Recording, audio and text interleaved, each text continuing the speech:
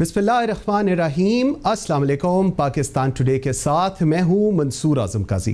नाज़रीन, सिंध ने 8 अगस्त तक मुकम्मल तौर पर लॉकडाउन लगाया है।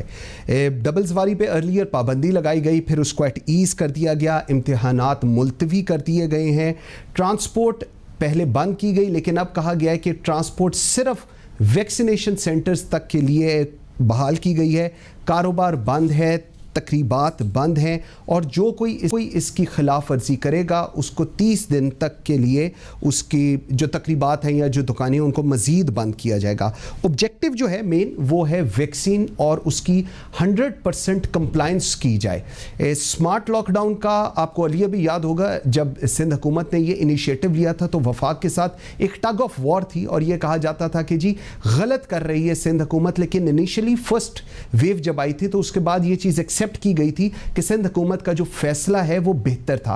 एज ऑफ टुडे सबसे ज़्यादा स्पाइक अगर पूरे पाकिस्तान में देखें तो वो सिंध में है। सो कीपिंग इन व्यू जो सिचुएशन है ओवरऑल, 8 अगस्त तक का लॉकडाउन किया गया है, जिसके ऊपर आज भी सिंध और वफाक एक दूसरे के आमने सामने हैं। इंफॉर्मेशन मिनिस्टर वो भी इसके ख़िलाफ़ हैं और कहते हैं कि जी ऐसे नहीं होना चाहिए, और क्या इसका इम्पैक्ट क्या होगा, बिकॉज सबसे इम्पॉर्टेंट कराची है, कराची हब है इकॉनमी का। अगर वहाँ पर सिचुएशन ऐसी होगी तो how things are going to work effective from Monday, इस पर बात करेंगे। सेकेंडली हम लोग बात करेंगे शहबाज शरीफ साहब को पार्टी से की सदारत से इस्तीफ़े की इस वक्त बातें हो रही हैं, और कहा यह जा रहा है कि पोस्ट एजे के इलेक्शंस और सियालकोट इलेक्शंस, ये अब फैसला किया है शहबाज शरीफ साहब ने कि वो पाकिस्तान मुस्लिम लीग नून की सदारत नहीं कर सकते।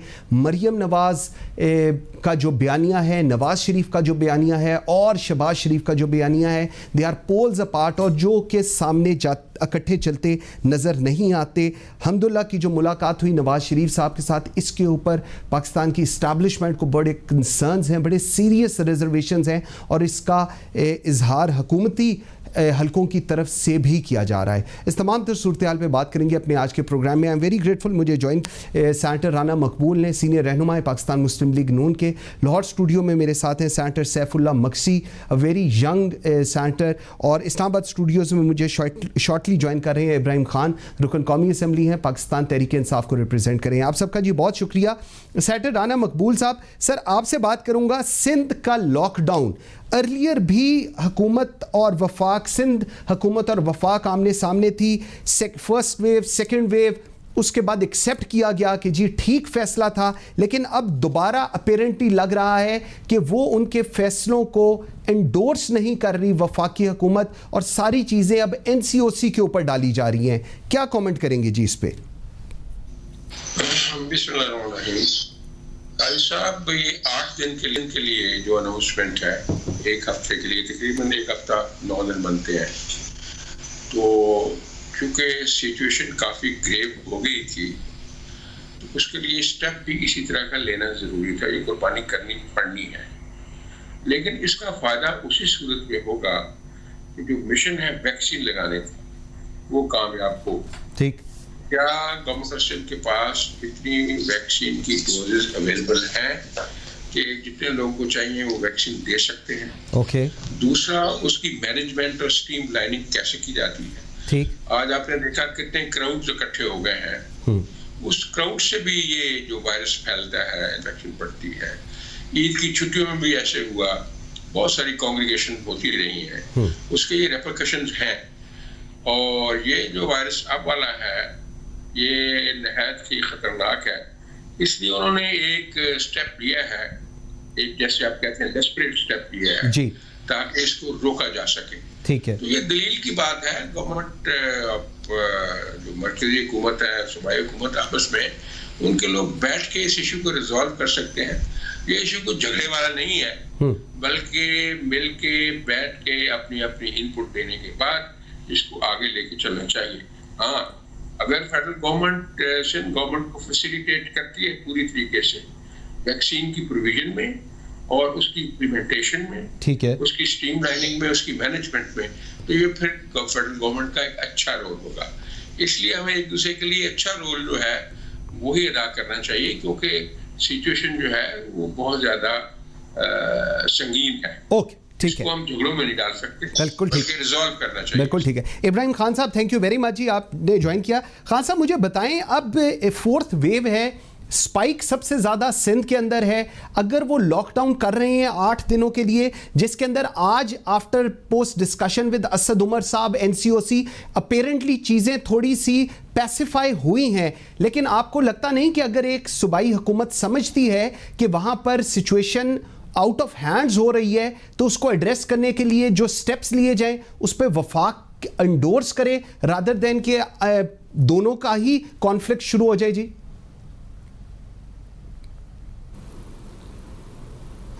देखें, पहली बात तो ये है, ये इशू वफाक और सूबे वाला तो होना ही नहीं चाहिए। पाकिस्तान के लोग हैं और उनकी सेहत का, उनकी हेल्थ का और उनकी ज़िंदगी के मसला है, तो इसको कलेक्टिव विजडम के तहत जो है अगर इसको हैंडल किया जाए तो वो ज़्यादा बेहतर है। और फिर देखें, फेडरल गवर्नमेंट के क्रेडेंशियल्स मौजूद हैं कि पूरी दुनिया ने रिकग्नाइज़ किया है कि जो स्मार्ट लॉकडाउन का कॉन्सेप्ट फेडरल गवर्नमेंट ने दिया और उस पर अमल दरामद हुआ, तो अमेरिकन्स ने कहा कि हम ट्रिलियंस ऑफ डॉलर्स बचा सकते थे कि अगर हम भी पाकिस्तान की तरह अपनी जो है वो पॉलिसी को फॉलो करते। ठीक, अर्ज़ करने का मकसद ये फिर अगेन ये नहीं है कि कौन बुरा है कौन अच्छा है, मैं सिर्फ इतना समझाने की कोशिश कर रहा हूँ कि देखें, हम जो है एज अ नेशन, हमारे लोग बेचारे डे टू डे बेसिस पे अपनी लाइवलीहुड जो है उसको मेंटेन करते हैं। जब आप उसको 8 दिन के बंद करना चाहते हैं, क्या आपके पास कैपेसिटी है कि आप 2-2.5 करोड़ लोगों को जो है बैक वक्त उनको लिए फूड सप्लाईज और मामलात ये सारा कुछ कर सकें? क्या आपके पास इतनी फैसिलिटी है कि आप जिस तरह राना साहब फरमा रहे थे कि आप उनकी वैक्सीनेशन, देखें ये सारा कुछ उस वक्त चलेगा जब आप फेडरेशन के साथ मिलके और इन मामलात को हैंडल करेंगे, क्योंकि फेडरेशन के पास स्ट्रेंथ भी है, कैपेबिलिटी भी है, और पिछले अब 1.5 साल तकरीबन होने वाला है, उसमें जितना उनका एक्सपीरियंस है, उसके जो रिजल्ट्स आए हैं वो दुनिया रिकग्नाइज कर रही है। तो ये मेरे ख्याल में सिंध का एक इंडिपेंडेंट व्यू लेना कोविड के बारे में वो कोई इतना वाइज डिसीजन नहीं है। मैं चाहता हूं कि ये मिलके कलेक्टिवली होना चाहिए, ठीक है, और in the best interest of the people of Sindh and the people of Pakistan. बिल्कुल ठीक है। अच्छा Maksi sahab, firstly thank you very much, आप पहली दफ़ा मेरे प्रोग्राम में आए हैं। सिचुएशन सिंध के लॉकडाउन से किसी को इशू नहीं है, ना आप लोगों को है ना हुकूमत को है, पूरा पाकिस्तान चाहता है कि जी वैक्सीन सबकी हो। जो तर्ज़े उसका इख्तियार किया गया है उसके ऊपर इशू है कि जी पूरे लॉकडाउन के बाद क्या सिंध को आप वैक्सीन कर लेंगे इन 8 दिनों में? क्या इसको लेकर आपका आइडिया है, किस तरह इम्प्लीमेंट करेंगे? जी thank you very much firstly काई साहब for inviting me on the show. मैंने सुना बाकी दोनों जो हमारे पैनलिस्ट हैं उनका व्यू। देखें, लॉकडाउन करना कोई आसान फैसला तो नहीं होता, considering the economic situation in the country. And good governance का मतलब ही ये होता है कि आपको टफ़ डिसीजंस लेने पड़ते हैं जब आपके ऊपर क्राइसिस सिचुएशन आ जाए। आप उसको पॉपुलिस्ट मूव की तरफ नहीं जाते, आपको एक गुड गवर्नेंस के लिए टफ़ डिसीजंस लेने होते हैं। I don't think it was an easy decision for the Sindh government. पहले भी जब शुरू में फर्स्ट वेव सेकेंड वेव में लॉकडाउन किया था, बहुत क्रिटिसाइज़ किया था सिंध गवर्नमेंट को फेडरल गवर्नमेंट ने, लेकिन आप उसके रिजल्ट्स देख लें कि स्पाइक में जो है कमी आई। उस टाइम पे तो वैक्सीन भी मौजूद नहीं था। अभी भी जो प्रॉब्लम आ रहा है कि वैक्सीन की अगर फराहमी में कोई तेज़ी होती, वैक्सीन्स वाइडली अवेलेबल होते, फेडरल गवर्नमेंट की तरफ से ही अवेलेबल होने हैं, और जो कि नहीं हैं, तो उस सिचुएशन में ये लॉकडाउन का फ़ैसला किया गया है। बट स्टिल, जैसे आपने अभी फरमाया कि एनसीओसी के साथ कुछ डिस्कशंस हुई हैं, बिल्कुल, कराची के ट्रेडर्स के साथ, स्टेक होल्डर्स के साथ भी डिस्कशंस हुई हैं, तो ये बिल्कुल गलत है कहना कि ये एक तरफा फैसला सिंध गवर्नमेंट ने लिया है। ज़ाहिर है स्टेक होल्डर्स के साथ बात हुई है। अभी जो आपके कैम्ब्रिज के एग्जाम्स हैं वो are going to go as per schedule. Inter provincial transport is still open, only inter city has been closed. ठीक, सो आपको ये नज़र आ रहा है फैसले में कि बेसिकली जो ज़्यादातर फैसला है ये कराची शहर के अंदर स्पाइक को बचाने के लिए, कि स्पाइक वहाँ ज़्यादा ना करे। It is the jugular vein of the country. 8 दिन का lockdown I think is partial lockdown is much better than where the delta variant spread so much that we have to go for much longer lockdown and much stricter measures and the vaccines not being available. Unfortunately, I was reading in the news कुछ दिन पहले, 2 दिन पहले की बात है, कि federal health ministry के ही प्रपोजल को फेडरल फाइनेंस मिनिस्ट्री ने स्ट्राइक डाउन किया ठीक है। है about financing of the vaccines, because इन्होंने बजट में एलोकेशंस ही नहीं रखी हैं। ठीक। अभी जब आपने प्रोविजंस नहीं रखी हैं तो आप और आपको फ्यूचर प्लानिंग आपने नहीं की हुई, और एक प्रोविंशियल गवर्नमेंट देख रही है कि कराची शहर जैसा जो आपका largest city in the country है उसको आपने किस तरह प्रोटेक्ट करना है। तो आई थिंक फेडरल गवर्नमेंट को बड़ा दिल करके साथ मिलके उसको सपोर्ट करके और अपने बिल्कुल पॉइंट ऑफ व्यू भी दें और अपना इनपुट दें, और जितना सपोर्ट कर सकते हैं सिंध गवर्नमेंट को इस टाइम पे करना चाहिए। रान साहब, एक चीज़ जो सबसे इंपॉर्टेंट, अगर वो इस पूरी डिस्कशन के अंदर देखें, एक चीज़ जो सबसे इंपॉर्टेंट नज़र आ रही है अपेरेंटली, वो ये है कि जो फूड सप्लाई का इशू है, एक आम आदमी की ज़िंदगी, एक लोअर मिडिल क्लास बंदे की ज़िंदगी और दिहाड़ीबाज जो दिहाड़ी लगाता है शख्स, उसकी ज़िंदगी, मेन इशू ये है कि उन तक रसाई किस हद तक मुमकिन होगी। क्या सिंध हुकूमत की, या इवन अगर हम पूरे पाकिस्तान की भी बात करें, वफाक की, क्या ये कैपेसिटी है हुकूमत की कि ये उनको ये प्रोवाइड कर सके? सो मेरे ख्याल में इसका जो जवाब होगा वो नफ़ी में होगा।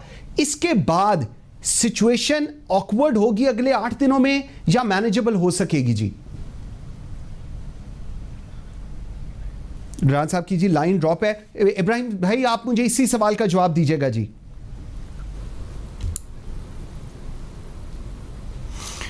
जी बिल्कुल, मैं पहले ही इस बात को कह गया था कि ये ह्यूमनली पॉसिबल नहीं है, फाइनेंशियली पॉसिबल नहीं है। आपकी जो है प्रोविंशियल और इवन द नेशनल कैपेसिटी नहीं है कि आप सब लोगों को घर में बिठा के कहें जी हम आपके घर पे खाना पहुंचा रहे हैं।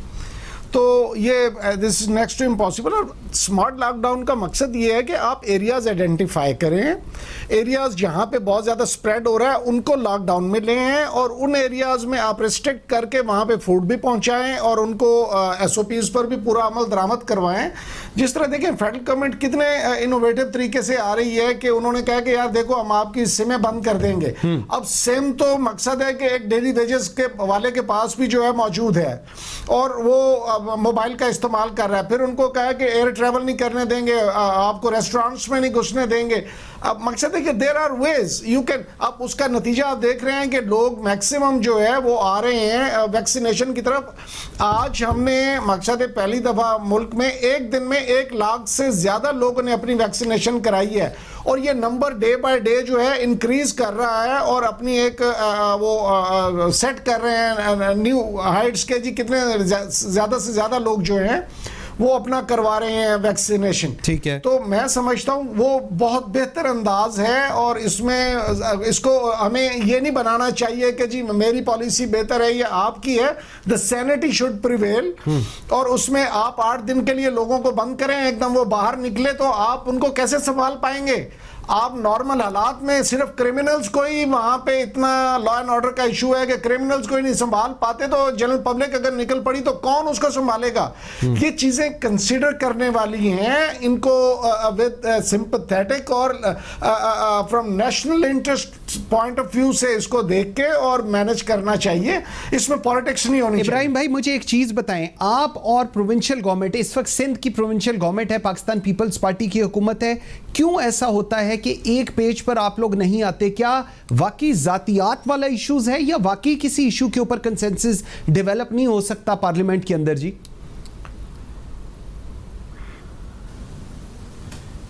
देखिए, प्रोविंशियल सेटअप जो है वो नो डाउट के उसका एक इंडिपेंडेंट पॉस्चर है, वो अपना काफ़ी हद तक इंडिपेंडेंट है इन सर्टेन एरियाज। हेल्थ हो गया, एजुकेशन हो गया, हम चाह रहे हैं कि इन खसूसी तौर पे ये प्रोविंशियल उनमें जाने के बाद जो है उसने बहुत सफ़र किया है, हेल्थ ने भी और एजुकेशन ने भी।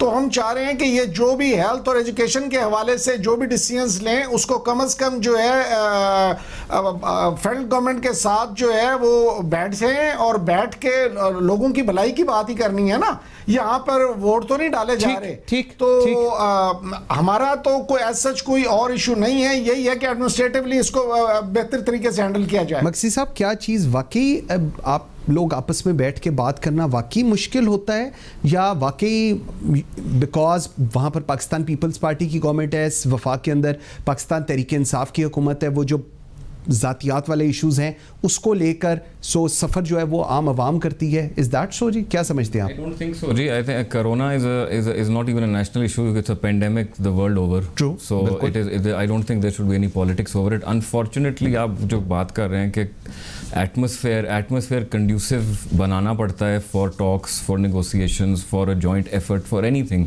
Administrative हो या कोई और चीज़ हो. सो जब आपकी कैबिनेट मिनिस्टर्स की तरफ से इस तरह के बयानात आते हैं जिस तरह के हमने 1-2 दिन में पिछले सुने हैं जब से सिंध ने फैसला करना शुरू किया है, या जनरली और मामलात में भी आते हैं, तो जब तक कंड्यूसिव एटमॉस्फेयर नहीं क्रिएट होगा तो वो ट्रस्ट डेफिसिट रहेगा.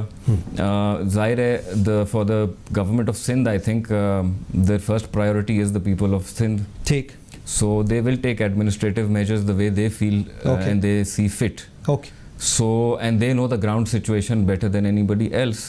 I think कि उनके साथ मिल बैठ के आप बात करें, उनको सपोर्ट करें. और हमने इससे ज़्यादा लंबे लॉकडाउन देखे in a situation where there was no such thing known as a vaccine. Exactly. बिल्कुल ऐसे. So now the things are much better generally the world over because vaccines are there. Procurement of vaccines का issue है, वो federal government का issue है, वो उन पे अपने चीज़ पे काम करें. Okay. जहाँ तक एडमिनिस्ट्रेटिवली सिंध को अगर 8 दिन के लिए पार्शियल लॉकडाउन में डालना है, I think the Sindh government is very competent to make sure that they cater to the needs of the people of Karachi. बिल्कुल ठीक है. रान साहब थोड़ा आगे चलते हैं. सर मुझे ज़रा बताइएगा, आप तो पाकिस्तान मुस्लिम लीग नून की किचन कैबिनेट का एक बड़ा अहम वो पार्ट हैं. नवाज शरीफ साहब हों, शहबाज शरीफ साहब हों एंड ऑल दैट. शहबाज शरीफ साहब क्यों सोच रहे हैं कि पार्टी सदारत से मुझे रिज़ाइन कर देना चाहिए? और इतलात ये है कि अभी हमज़ा ने कहा है कि नहीं, लेट नवाज शरीफ साहब डिसाइडेड. क्यों? बहुत सारी सिचुएशन ऑकवर्ड हो गई है. मरियम का ग्रुप और शहबाज शरीफ का ग्रुप बिल्कुल दे आर पोल्स अपार्ट जी, या क्या आप समझते हैं? देखिए जी, रान साहब की आवाज़ नहीं जी आ रही. भी आ रही हैं, इसमें पूरी तरह समझ नहीं आ रहा, लेकिन जो बात आप कर रहे हैं थोड़ा सा मैं समझा हूँ कि ये डिफरेंस ओपिनियन इतनी दूर तक पहुँच गया है और वो रिज़ाइन करने के लिए तैयार हो गए हैं. जो मेरी इंफॉर्मेशन है ये बिल्कुल दुरुस्त बात नहीं है. आज सदर पाकिस्तान पंजाब मुस्लिम लीग जो सबसे बड़ा प्रोविंस है, उन्होंने वेहेमेंटली इसको कॉन्ट्रडिक्ट किया है. ओके. कोई ऐसी बात नहीं है कि वो रिज़ाइन करेंगे. तो इसलिए ये काम जो है ऐसे ख़त्म नहीं होगा. ये कुछ हमारे दोस्त खुश हो रहे हैं इस बात पे, ऐसा नहीं होगा. Muslim League Noon is the largest political force in the country और पॉलिटिकल फोर्सेस इस तरह डाइल्यूट नहीं हुआ करते. आपको याद होगा जब परवेज़ मुशर्रफ ने इस सारे निज़ाम को मुंतशिर किया था जी, और क्या हाल उसने मुस्लिम लीग का किया था और कितने हिस्सों में उसने तकसीम कर दी थी. लेकिन फिर यही मुस्लिम लीग जुड़ी और जुड़ के फिर वो पावर में भी आई. अभी इस मुस्लिम लीग की बेस पहले से भी ज़्यादा कायम है. अब अभी देख लें ये इलेक्शन जो हुआ है, बाई इलेक्शन, जितने वोट 2018 में लिए थे इस कैंडिडेट ने, उतने उसने अब लिए. तो इससे जो बयानिया की बात या कॉन्ट्रडिक्शन है, इससे ये फर्क नहीं पड़ेगा.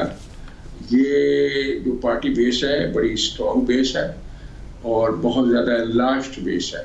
राज साहब सॉरी, आपकी बात थोड़ी कता कलामी माफ़. आप अभी बात कर रहे थे, मैं एजे के इलेक्शंस देख रहा था, उसमें आप लोग हार गए और उसके अंदर जो नंबर गेम थी वो बड़ी ही पाकिस्तान तहरीक इंसाफ की 26 सीटें थी. पाकिस्तान पीपल्स पार्टी हम लोग एक्सपेक्ट नहीं कर रहे थे ज़्यादा, उनकी 11 सीटें थी. नून की 6 सीटें थी. सियालकोट की अगर मैं बात करूं, पीपी 38 की 2018 में आप 17,000 के मार्जिन से जीते थे.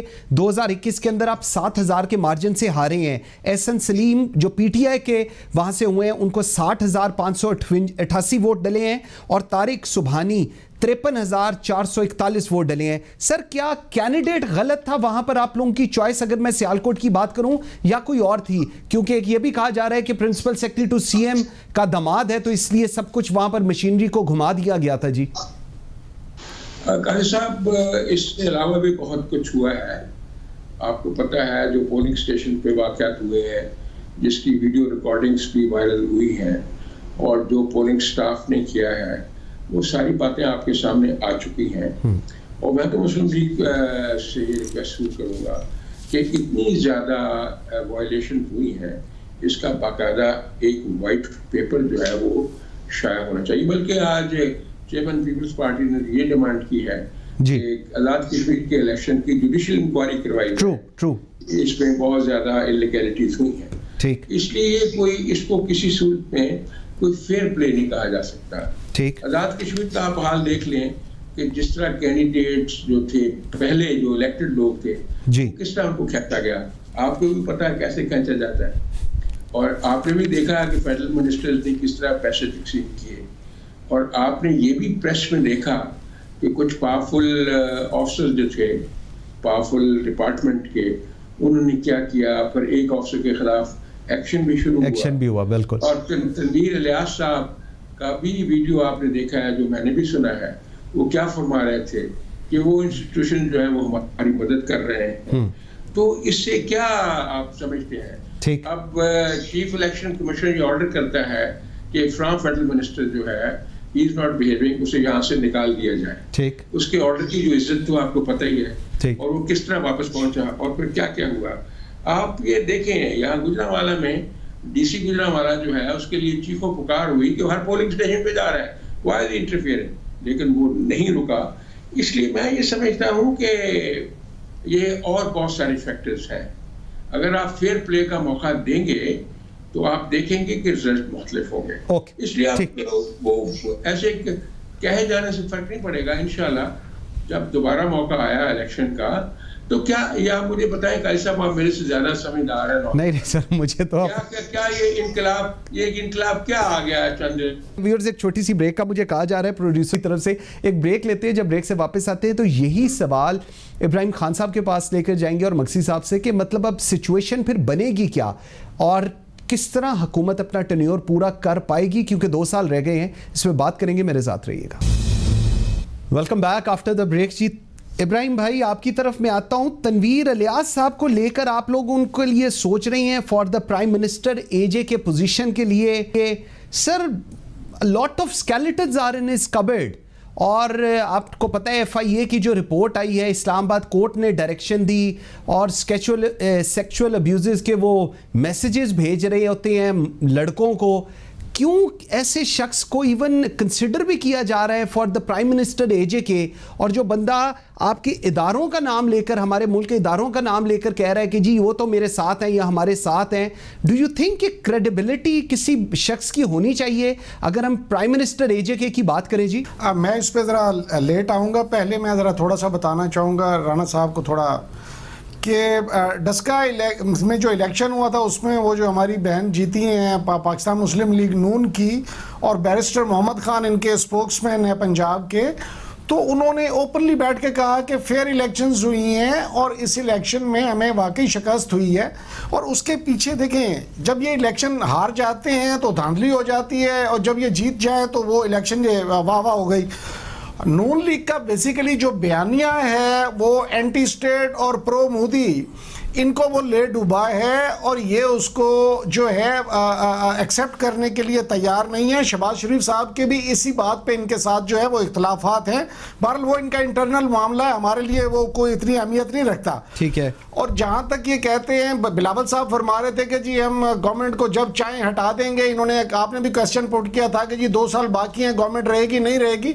और भाई जब इनके पास मौलाना फजलुर रहमान और मदरसे के तलबा मौजूद थे, ये उस वक्त भी कुछ नहीं कर सके, तो अब ये गिदड़ भबकियाँ मजीद कितने देर चलेंगी? कुछ भी ये ना अवाम की फॉलोइंग है इनके साथ, ना इस किस्म के लोग इनके पीछे आके और मकसद है कि सड़कों पे आने के लिए तैयार हैं। ठीक है जी। अब बात रही है जो आपके सवाल की तरफ मैं आना चाहूँगा जी कि देखें, ये किसी भी पाकिस्तानी शहरी को जो इलेक्शन में इलेक्ट होके आता है और अगर वो अप्लाई करता है तो उसको कंसीडर करने के लिए तो एप्लीकेशन को तो कंसीडर किया जाता है, ये उसको दी जाएगी नहीं दी जाएगी that's a separate story. Okay. और उसमें जो एलिगेशंस आप बता रहे हैं वाकई उसमें कोई फैक्ट्स हैं तो फिर आई डोंट थिंक कि there should be any reason कि उनको वो वहां पे बनाया जाए वजीर आजम। अगर उसमें कोई बेसिस नहीं है तो फिर मेरे ख्याल में एलिगेशंस हैं तो एलिगेशंस को बगैर एनी वेरिफिकेशन जो है ग्राउंड बना के किसी को डिस्क्वालीफाई नहीं या किसी को वो जो है रिजेक्ट नहीं किया जा सकता। जी इब्राहिम भाई, FIA की रिपोर्ट सबमिट हुई है, इस्लामाबाद कोर्ट ने डायरेक्शन दी थी और उसमें उन्होंने FIA ने एंडोर्स किया है। सनाउल्लाह अब्बासी को आपने DG FIA लगाया हुआ है, वो इस चीज़ को भी बता सकते हैं अगर प्राइम मिनिस्टर हाउस से पूछा जाए, और ये सारी चीज़ें ऑन रिकॉर्ड हैं। इसमें कोई ऐसी खुदा न ख्वास्ता बात नहीं है कि हम लोग कर रहे हैं, ये चीज़ें सब कुछ वहां पर है। अगर उसको एक दफा सिर्फ देखा जाए तो फिर मेरे ख्याल में कोई दो राय नहीं होनी चाहिए। मैं हरगिज़ ये नहीं कह रहा कि आप इसको कोई यू आर मेकिंग अ, मकसद है कि एलिगेशंस आई हैं ना सामने, प्राइम मिनिस्टर उसको देख के उसके बाद ही फैसला करेंगे। तो आई एम श्योर कि इफ देयर आर टेंजिबल और फैक्ट्स आर देयर तो उनको सामने रख के ही अपना फैसला करेंगे। तो उसमें हमें कोई ऐसी हेस्ट में भी नहीं है कि हम उसको बनाने में तुले हुए हैं कि जी PTI चाहती है कि वो फौरी तौर पर बन जाए। प्राइम मिनिस्टर ने फ्रॉम ऑल एंगल्स चीज़ों को देखना है, और ख़ास तौर पर आज़ाद कश्मीर का जो प्राइम मिनिस्टर और प्रेसिडेंट का इशू है, ये बड़ा इंटरनेशनली भी बड़ा सेंसिटिव इशू है। तो इसमें हम देख के from all aspect prime minister जो भी फैसला करेंगे in the best interest of the nation इंशाल्लाह करेंगे, and we have full confidence in our prime minister. Okay, ठीक हो गया। अच्छा बख्शी साहब, दो चीज़ें, एक तो मुझे बताएं, पाकिस्तान पीपल्स पार्टी AJK के अंदर आप लोगों ने 11 सीट्स जीती, एक्सपेक्टेड नहीं था, PMLN के लिए था कि जी ये ज़्यादा जीतेंगे, वो कम जीते आप लोग। और आप अब बिलावल भुट्टो, जिस तरह अभी राना साहब भी कह रहे हैं, उन्होंने कहा कि जी हम लोग इस पर एक जुडिशल इंक्वायरी होनी चाहिए।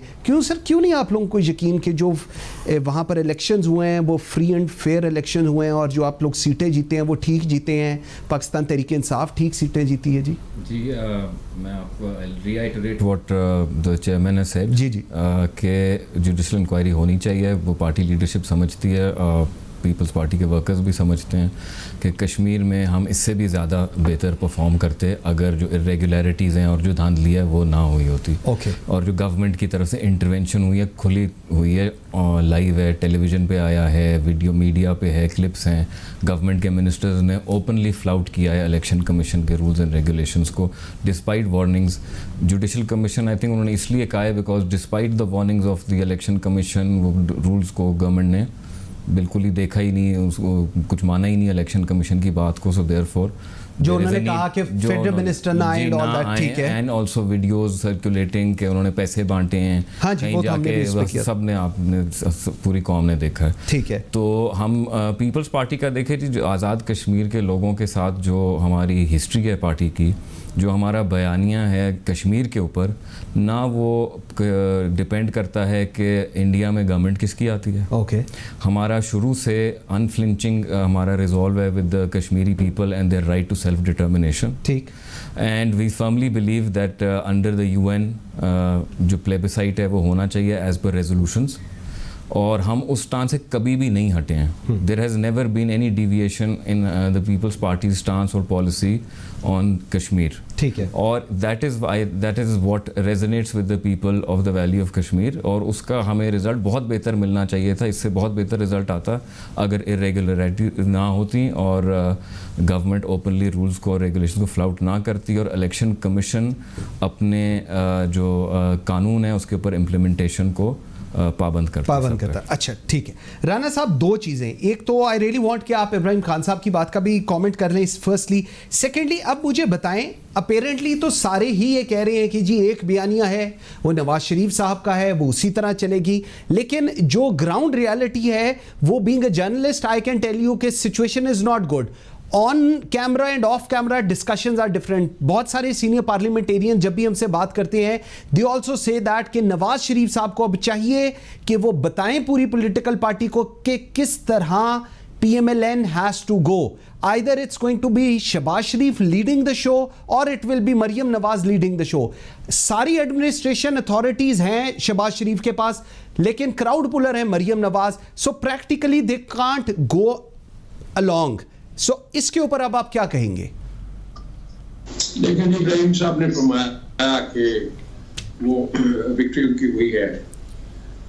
मैं अर्ज करूं कि शौकत तरीन साहब वज़ीर ख़ज़ाना बनने से पहले एक हफ्ता कह रहे थे कि बर्बाद कर दिया, मिसमार कर दिया।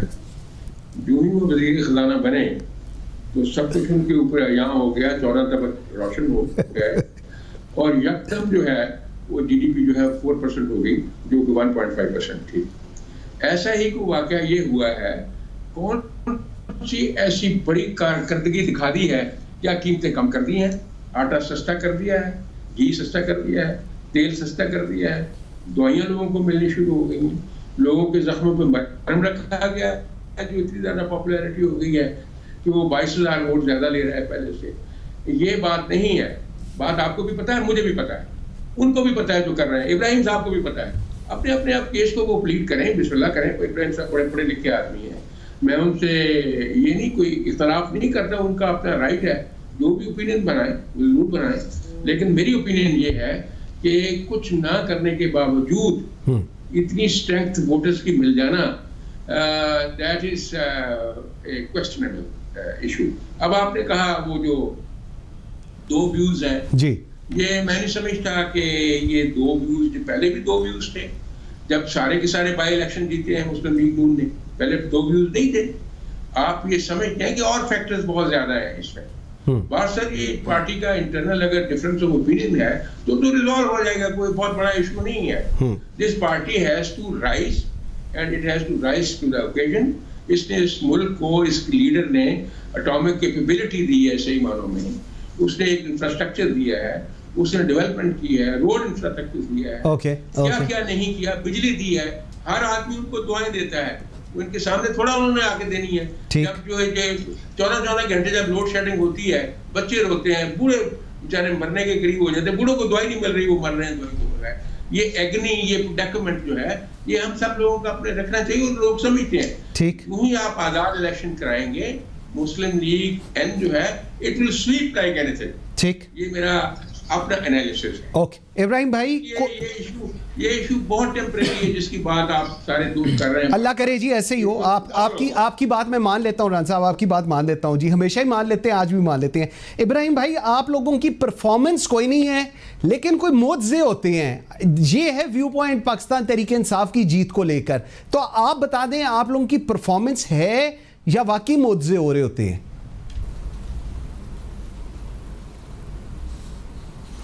देखें, मुआवज़ों के ख्वाब हमेशा उन्हीं को आते हैं जिन्होंने 35 साल तक मुआवजे देखे, जिनको ना कोई पॉलिटिकल बैकग्राउंड था, ना कोई पॉलिटिकल स्ट्रगल थी, और जनाब आए और आके मकसद है कि ज़िया-उल हक की गोद से शुरू हुए और on and on and on ये चलते गए।